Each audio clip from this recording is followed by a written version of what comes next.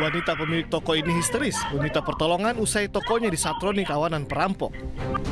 Sebelumnya, kamera pengawas merekam saat mobil milik kawanan perampok ini mendatangi salah satu toko grosir di Jalan Kartini, Asahan, Sumatera Utara.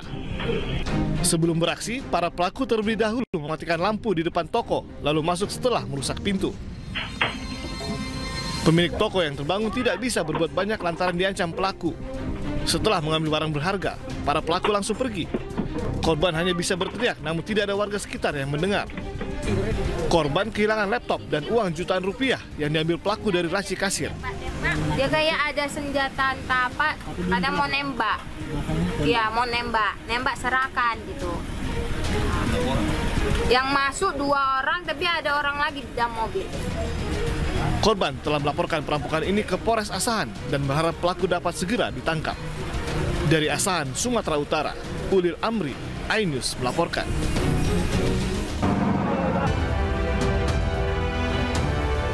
Halo, selamat siang pemirsa. Apa kabar Anda hari ini? Senang sekali saya Fazilah Khairunisa kembali hadir menemani Anda dalam iNews Siang.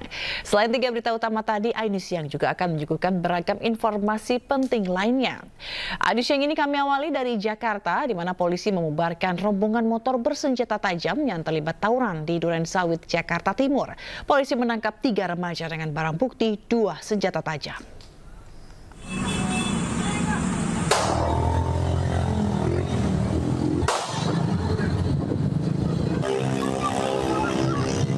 Polisi melepaskan tembakan peringatan ke udara untuk membubarkan tawuran antar rombongan pemotor bersenjata tajam di Jalan I Gusti Ngurah Rai, Durensawit, Jakarta Timur. Membubarkan diri, puluhan remaja ini justru menyerang aparat dengan batu hingga petasan.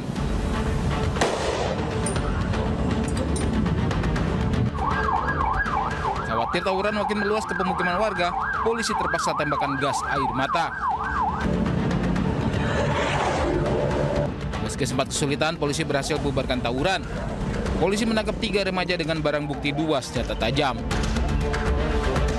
Menurut warga, para pelaku diduga janjian di media sosial sebelum tawuran. Ada rombongan motor sekitar 20-30 motor bawa senjata tajam dari arah Pondok Kopi kayaknya. Nyerang kampung sebelah nih, lewat nyerang kampung Kamjen. Bawa apa senjata tajam bang? Banyak bang, senjata tajam, motornya juga banyak. Terus tiba-tiba dia gimana, langsung nyerang atau gimana sih? Kayaknya ngeledek-ngeledekin kampung sebelah ya. Ngeledek-ngeledekin baru kampung sebelah keluar, baru dia kabur.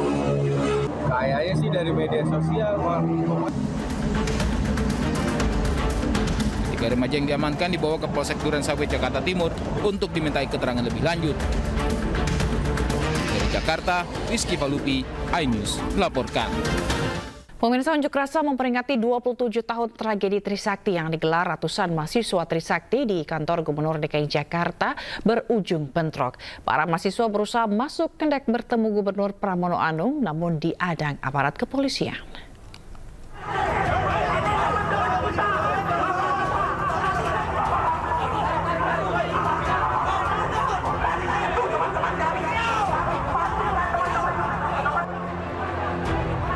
Unjuk rasa yang dilakukan oleh mahasiswa Trisakti di depan pintu gerbang Gedung Balai Kota DKI, Jalan Medan Merdeka Selatan, Gambir, Jakarta Pusat, Rabu petang berujung ricuh.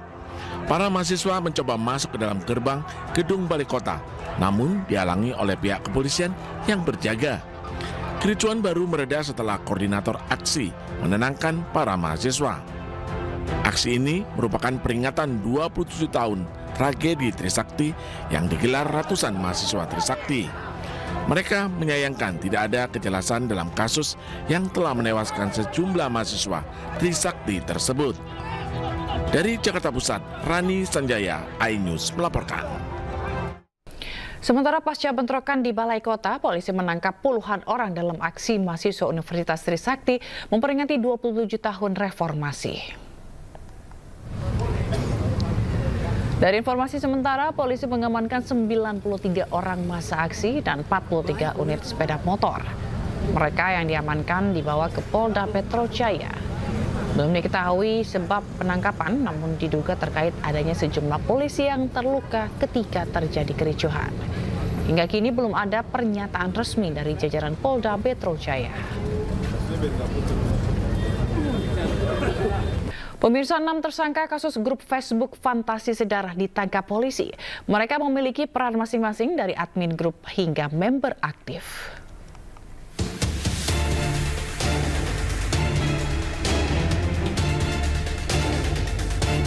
Bareskrim Mabes Polri menangkap 6 tersangka terkait grup Fantasi Sedarah yang viral di media sosial. 6 orang ini memiliki peran berbeda dalam grup tersebut. Di antaranya sebagai admin grup dan member aktif yang telah mengunggah foto dan video seksual perempuan dan anak di bawah umur. Dalam penangkapan ini, penyidik juga menyita sejumlah barang bukti.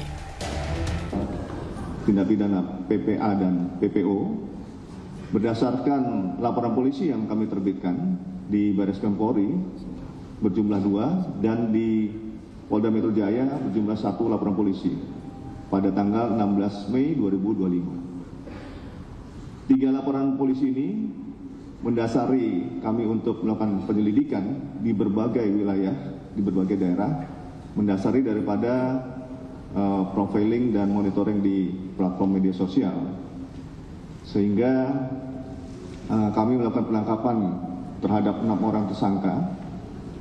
Di antaranya dilakukan penangkapan di Jawa Barat. Polisi hingga kini masih memeriksa para pelaku secara intensif. Sementara grup Fantasi Sedarah yang memiliki ribuan member ini sudah diblokir oleh polisi. Dari Jakarta, tim liputan iNews melaporkan. Pemirsa, sidang lanjutan kasus dugaan suap pergantian antar waktu DPR RI dengan terdakwa Sekretaris Jenderal PDIP Hasto Kristianto kembali digelar di Pengadilan Tipikor Jakarta Pusat. Agenda sidang hari ini adalah pembuktian dari Jaksa Penuntut Umum. JPU menghadirkan 3 saksi, yakni Kepala Kepatuhan PT Valuta Inti Prima, Carolina Wahyu Apriliasari, istri petugas keamanan DPP PDIP, Nur Hasan, serta kader PD Perjuangan Saiful Bahri. Saiful disebut sebagai saksi kunci karena diduga berperan sebagai perantara suap ke mantan Komisioner KPU RI, Wahyu Setiawan. Jakarta Timur, betul. Betul, yang mulia. Alamat kantor PT Valuta Inti. Sesuai dengan pertanyaan yang mulia. Dan untuk mengetahui informasi terkini, kita bergabung dengan rekan Amrina Rida di Pengadilan Tipikor Jakarta. Selamat siang Amrina, apakah sidang masih berlangsung? Ya Zila, untuk sidang lanjutan dengan terdakwa yakni Sekretaris Jenderal PDIP Hasto Kristianto masih berlangsung hingga kini setelah tadi dimulai sekira pada pukul 9.47 pagi. Dan untuk agenda sidang pada hari ini adalah pembuktian dari Jaksa Penuntut Umum KPK dan juga mendengarkan keterangan dari sejumlah saksi yang dihadirkan oleh KPK. Nah, awalnya dari pihak KPK ini sendiri berencana untuk menghadirkan ada 3 saksi, yakni adalah Saiful Bahri yang merupakan kader PDIP, lalu juga ada Carolina Wahyu Apriliasari yang merupakan Kepala Kepatuhan PT Valuta Inti Prima, dan juga satu saksi lainnya bernama Nilam Sari yang diketahui merupakan istri dari Satpam Kantor DPP PDIP yang bernama Nur Hasan. Namun untuk sidang hari ini yang terkonfirmasi hadir ini hanya 2, yakni Saiful Bahri dan juga Carolina. Untuk Nilam Sari merupakan istri dari Nur Hasan ini tidak hadir dalam persidangan hari ini. Nah, untuk proses persidangan yang berlangsung sekarang dari pihak Jaksa Penuntut Umum sedang meminta keterangan ataupun juga mendengarkan keterangan dari saksi yang pertama, yakni adalah Saiful Bahri. Nah, Saiful Bahri ini dianggap menjadi salah satu saksi kunci terkait dengan kasus suap yang melibatkan Hasto Kristianto untuk upaya menjadikan Harun Masiku sebagai anggota DPR RI melalui metode pergantian antar waktu. Dan Saiful Bahri sendiri ini diketahui merupakan perantara suap dari Harun Masiku kepada ex-anggota Komisioner KPU yakni Wahyu Setiawan.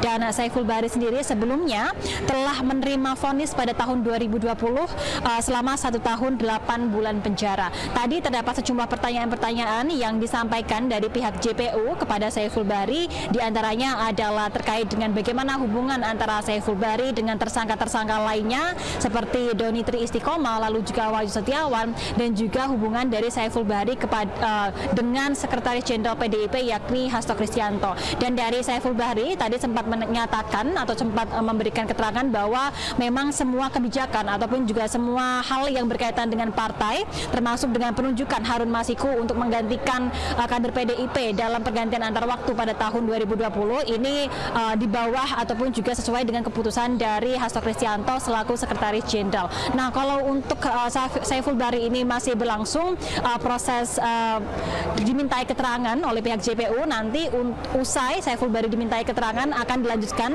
dengan keterangan dari saksi yang kedua, yakni Carolina Wahyu Apriliasari. Dan kalau misalnya kita melihat memang kasus ini berlangsung cukup lama dan sidang masih terus berlangsung hingga kini, kita akan lihat bersama bagaimana sidang ini berlangsung. Sementara demikian kembali ke Anda, Zila. Baik, terima kasih Amrina Rida atas laporan Anda langsung dari Pengadilan Tipikor Jakarta. Selamat bertugas kembali.